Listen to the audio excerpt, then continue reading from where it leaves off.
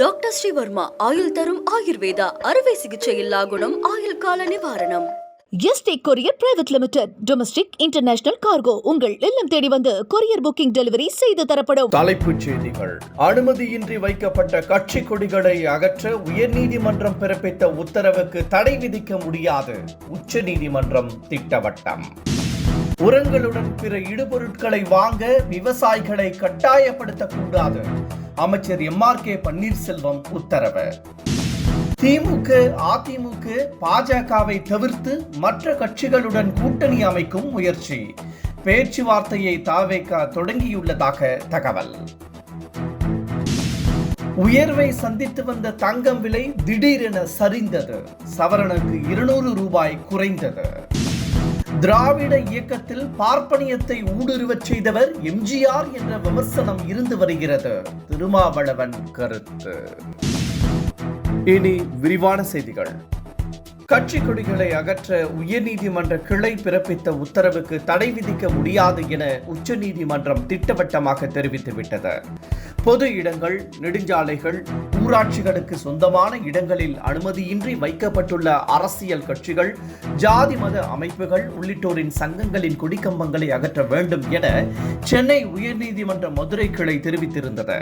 இந்த உத்தரவுக்கு எதிராக கதிரவன் என்பவர் தாக்கல் செய்திருந்த மேல்முறையீட்டு மனுவை உச்சநீதிமன்ற நீதிபதி JK மகேஸ்வரி தலைமையிலான அமர்வு விசாரித்தது. உயர்நீதிமன்றம் நன்கு ஆய்வு செய்த பின்னரே இந்த உத்தரவை பிறப்பித்ததாகவும் கட்சிகள் தங்கள் லாபத்திற்காக செயல்படக்கூடாது என்றும் தெரிவித்த நீதிபதிகள் உயர்நீதிமன்ற உத்தரவுக்கு தடை விதிக்க முடியாது என தெரிவித்துவிட்டனர். உயிரிழந்த வாடிக்கையாளரின் டெபாசிட் கணக்கு, வங்கி லாக்கர் டெபாசிட்டுகள், பாதுகாப்பில் உள்ள பொருட்கள் ஆகியவற்றை கேட்டு குடும்பத்தார் கேட்டால் 15 நாட்களுக்குள் ஒப்படைக்க வேண்டும் என ரிசர்வ் வங்கி உத்தரவிட்டுள்ளது. சாதாரண வங்கி கணக்குகளில் தொடங்கி டெபாசிட் தொகை உள்ளிட்டவற்றை வாரிசுதாரர்கள் பெறுவதில் சிரமம் இருந்து வருகிறது. குறிப்பாக உயிரிழந்தவர்களின் வாரிசுதாரர்கள் அவற்றை பெறுவதற்கு காலதாமதம் ஏற்படுகிறது. இந்த நிலையில் இந்த விவகாரத்தில் 15 நாட்களுக்குள் உரியவரிடம் ஒப்படைக்க வேண்டும் என ரிசர்வ் வங்கி உத்தரவிட்டுள்ளது. உரங்களுடன் பிற இடுபொருட்களை வாங்க விவசாயிகளை கட்டாயப்படுத்தக் கூடாது என அமைச்சர் MRK பன்னீர்செல்வம் உத்தரவிட்டுள்ளார். உரங்கள் அதிக விலைக்கு விற்கப்படுவதாகவும் அவ்வாறு வாங்கும்போது இடுபொருட்களை வாங்க வேண்டும் என வலியுறுத்தப்படுவதாகவும் புகார் எழுந்தது. இந்த நிலையில் உரங்களை அதிக விலைக்கு விற்பனை செய்யும் சில்லறை விற்பனையாளர்கள் மீது நடவடிக்கை எடுக்கப்படும் என எச்சரித்துள்ள அமைச்சர் MRK பன்னீர்செல்வம் விதிமுறைகளை மீறி உரங்களை பதுக்கினால் உரிமம் ரத்து செய்யப்பட வேண்டும் என எச்சரித்தார். திராவிட இயக்கத்தில் பார்ப்பனியத்தை ஊடுருவச் செய்தவர் MGR என்ற விமர்சனம் இருப்பதாக திருமாவளவன் தெரிவித்துள்ளார். ஜெயலலிதா திராவிட இயக்கத்தின் தலைவராக மாற வழிவகுத்தவர் MGR என விமர்சித்த திருமாவளவன், கருணாநிதிக்கு பேனா சிலை வைத்தால் உடைப்பேன் என கூறுகிறார்கள் என்றும், ஆனால் MGR மற்றும் ஜெயலலிதா குறித்து பேசுவதில்லை என்றும் விமர்சித்தார். தமிழக அரசியலில் மையமாக இருப்பது கருணாநிதியை எதிர்ப்பது மட்டும்தான் என்றும் திருமாவளவன் சாடினார்.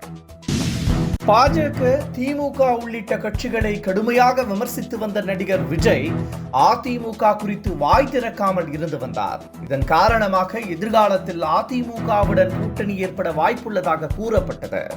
இந்த நிலையில் அண்மை காலமாக அதிமுகவையும் அவர் விமர்சிக்க தொடங்கியுள்ளார். இதனால் அக்கட்சியுடன் கூட்டணி கதவை சாத்திவிட்டு தவிக மற்ற கட்சிகளை இழுக்க பேச்சுவார்த்தை தொடங்கியுள்ளதாக கூறப்படுகிறது.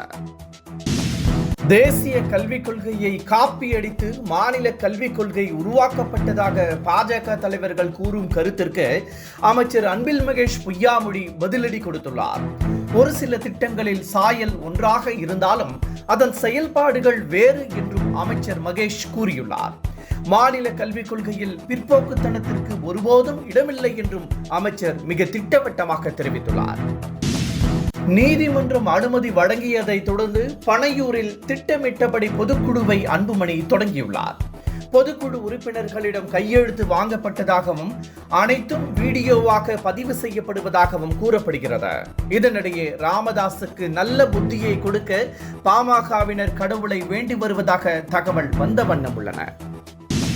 சென்னை தாம்பரத்தில் 110 கோடி ரூபாய் மதிப்பீட்டில் கட்டப்பட்டுள்ள நவீன அரசு மருத்துவமனை கட்டிடத்தை முதலமைச்சர் மு.க.ஸ்டாலின் திறந்து வைத்தார்.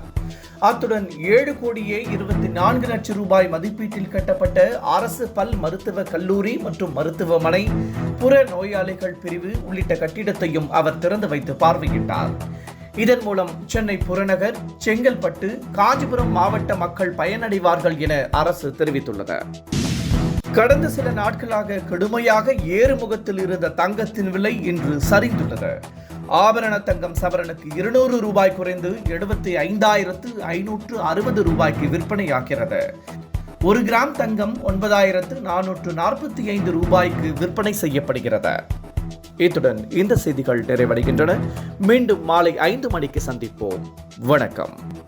என்றும் உங்களுடன் மை இந்தியா. முக்கிய செய்திகளை உடனுக்குடன் தெரிந்து கொள்ள சப்ஸ்கிரைப் பண்ணுங்க, பெல் பட்டனை பிரஸ் பண்ணுங்க.